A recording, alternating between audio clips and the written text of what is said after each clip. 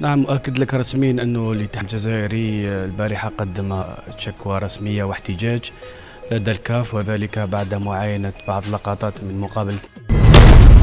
كشف أن الاتحاد الجزائري سيرفع احتجاجا رسميا للكاف يتضمن المطالبة بمراجعة ركلة الجزاء غير المحتسبة، أيضا الاعتراض على البطاقات المبكرة، وأيضا توثيق تصرفات غير رياضية بعد صافرة النهاية، وطلب استبعاد الحكم عيسى سي من باقي البطولة، حيث تعين أنه الحكم حرم المنتخب الوطني الجزائري من 3 ضربات جزاء صحيحة.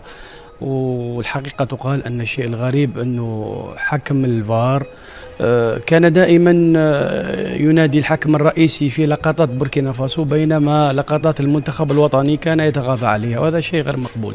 الاستندات القانونية أننا قدمنا رسالة فيها كل التفاصيل بالدقائق، وقدمنا أيضا فيديو اللي هو أخذناه من تلفزيون الوطني الجزائري، وهم مشكورين الجماعة عندكم أعطونا بعض المقتطفات.